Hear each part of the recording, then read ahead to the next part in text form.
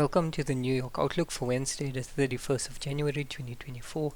Starting off with the economic calendar, as you can see, there's a whole bunch of red folder news events, the most significant of which happens after the New York session, after the New York London cross, which means we'll effectively bring it down for our trading for the day. US interest rates are always a big one, and then FOMC statements and conferences and speeches alike are all quite erratic and volatile, so I won't be trading any of these. And then coming into the New York session, we have two red folder news events. If you recall from my London session, I was positioned for a short, and that short actually did get tagged in. It's currently not yet at break even, which is fine. It got close but didn't quite do it. So now the idea would be to wait for this New York news. Based on the New York news, assuming that it will be positive for the USD, that would mean that GBPUSD should move to the downside, and if that is indeed the case, then I'll keep my trades open. Break even will likely be hit, and we'll go from there.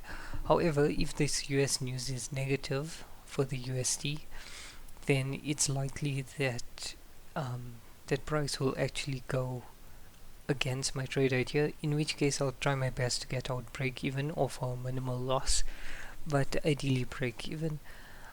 So that's how I'll manage my open positions. Perhaps just to move on to the charts and chat about what had happened this morning.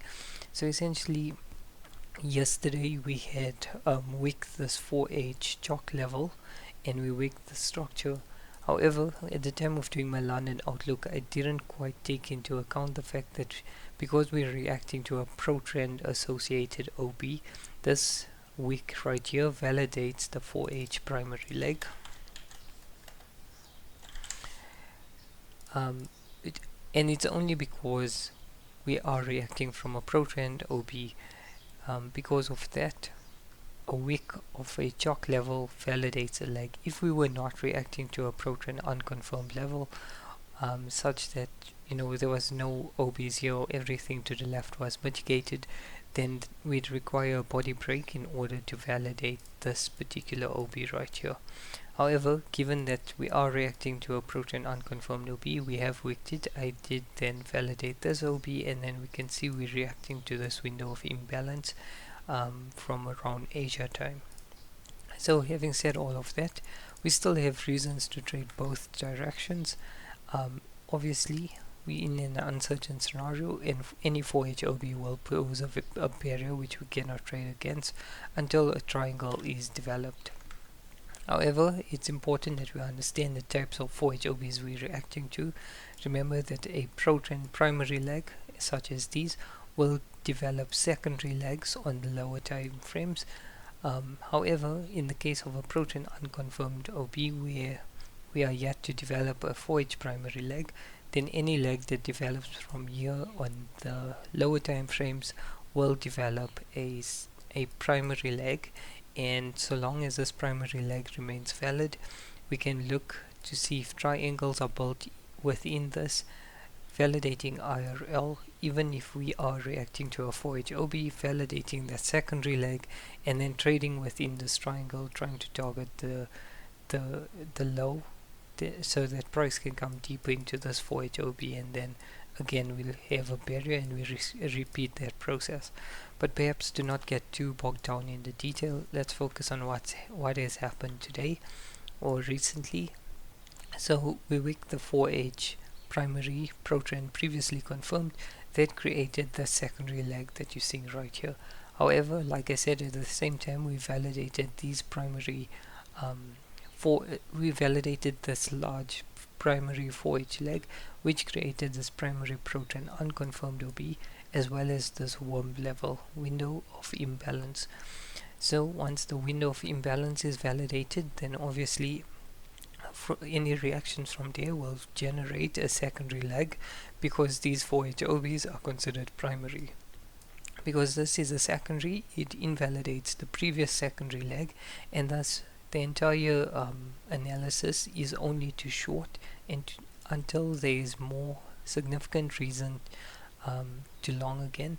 And longs will either come into play either when we reset this low, by wicking it again and then creating a new secondary leg, effectively resetting this secondary leg right here, or alternatively we extend the secondary leg. However, once we extend the secondary leg, we're back into reacting to this primary protein unconfirmed, and we'll need a triangle liquidity to enable us to trade against this.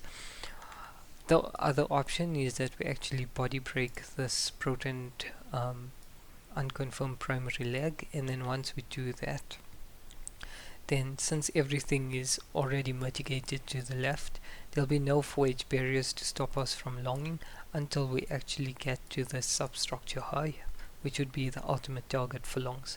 However, that's probably not relevant for the New York session. What is relevant for the New York session is the fact that the secondary leg to play shorts remain valid, and depending on the news release, we'll have to fade the news accordingly. Whether we can take longs in the New York session remains to be seen, but from what I can tell, it's highly unlikely, because even if we take out this stop loss, it means we reacting to an unmitigated or portion of this 4H leg, and our only option for then trading for the rest of the New York session is to have New York session align with shorting, and if it does support a New York high of the day because New York news is positive, then we can consider shorting from this area and accepting this loss. But yeah, so I guess to summarize, my New York outlook is to short only. I only see shorts being valid for the day, with longs not being able to position itself well enough in the current day to enable us to long. Obviously, if we do move significantly to the upside, actually body breaking this on a 4-hour, by that point we would have fulfilled our daily range, and I don't foresee that actually happening. So that's pretty much my outlook for today. At the moment, I'm not break even, so I did get entered into this trade right here. At the moment, I'm not break even. As you can see, we didn't quite reach the break even level, and I'm okay with that. It's possible that the news events will be where's the news? The news events will be negative, positive for the USD, and then we could potentially go down. Obviously, if it's negative, then I'll do my best to try and get out of this position break even. Other than that, I hope you have a good New York session, and we'll chat again for the end of day review.